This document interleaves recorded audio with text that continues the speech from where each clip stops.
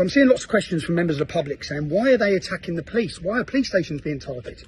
Just to give you a bit of a knowledge of why people are angry with the police, and to the men committing the violence, lads, those individual police officers who are coming out doing a difficult enough job have got families at home. They're ordinary people, okay? The people pulling their strings is who you need to be angry with.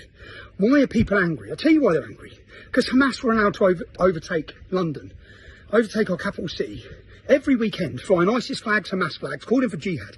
The police did nothing.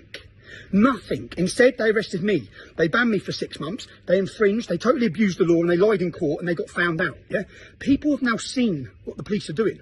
Look at what happened in Manchester Airport. In Manchester Airport, 2 violent Muslims attacked officers attempting to do their job, armed response officers. They violently beat 3 of them to the floor, battering a policewoman, breaking her nose. Now, we all know, okay, then they were held in the police station, and they were released from the police station because thousands of Muslims come to the police station and they threatened riots across the country. So the police gave in again. Yeah, we all know if they weren't Muslim, they'd be in remand in prison right now. So until the police enforce the law equally across all communities, the resentment and anger is growing. People witness what happened in Harefields, riots, out on the street every night. Police weren't there on horses, they didn't have dogs, they weren't attacking people. Yeah? Everyone's seen it. We've seen the way you police us differently. People have seen the demonstrations differently. What you're trying to blame on the English Defence League, blame on us, is your fault. You've caused this resentment, treating communities totally differently, coming down on a ton of bricks on certain communities and allowing others to rape and pillage their way through this nation. We're at 40,000 terrorists on a watch list, jihadists, 40,000 of them. And you've arrested the organiser of a democratic protest in Middlesbrough. He's currently under terrorism legislation. You arrested me under terrorism legislation. To the people taking part in these demonstrations, we had 100,000 people on the streets of London in a peaceful resistance. That 100,000 will become 250,000. 250 will become 500,000. A peaceful revolution is brewing in Great Britain. A peaceful revolution. To the men in these towns and cities, and to the police, the establishment, in 2009, when we took to the streets in Luton over the attack against our armed forces, when we attempted to have a peaceful demonstration, you kettled us, you attacked us, and you charged us on police forces. Did that work? No. Our 250 people turned to 1,000 with balaclavas on. Yeah, you created TommyRobinson that day, and in your actions in the last 3 weeks, or since October 7th, you've created thousands of TommyRobinsons.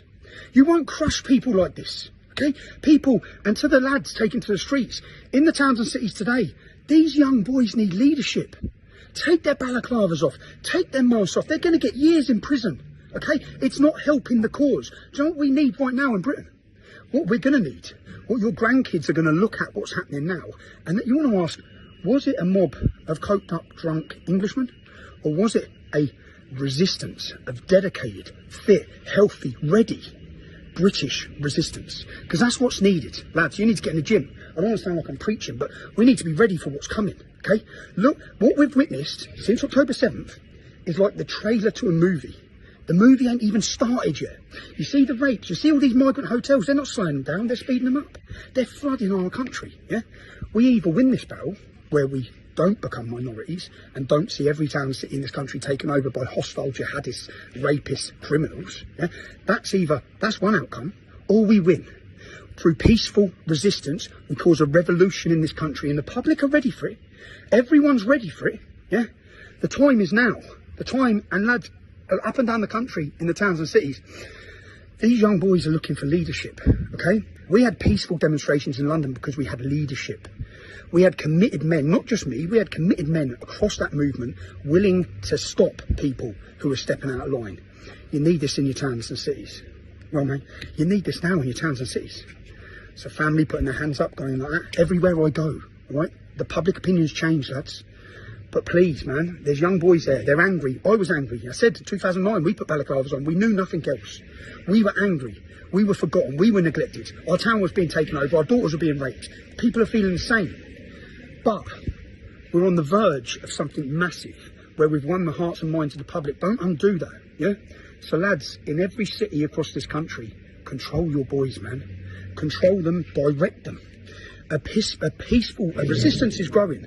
But to the people asking questions of why this is happening is because of a two-tier policing system which has attacked English people and a government who has declared war on them, who has not sat there. You know, after every riot, George Floyd, a criminal, gets killed, and our leaders, the capital burns, cities burn, people are attacked. 30 deaths in America. All this happens. What do the leaders say of our political groups? They come out and say, we understand your anger. We understand it. Well, don't you fucking understand ours? Don't you understand when they're raping their way through our towns and cities? When our daughters in every town and city are being raped? Don't you understand why we're angry? You can't just call every mother and father far right or racist for wanting safety. What are they asking you for? Safety. Save our kids is what they're shouting. Save our kids. They're our children. We need them protected. You're failing. People, you cannot rely on our government or police. They will stand by, okay? We need to form a resistance. It needs to be organised. It needs to be disciplined. So please, I'm watching what's happening. And to the people who are saying I'm glorifying it, no, I'm not. I appeal for calm the whole way. We organise ourselves, yeah?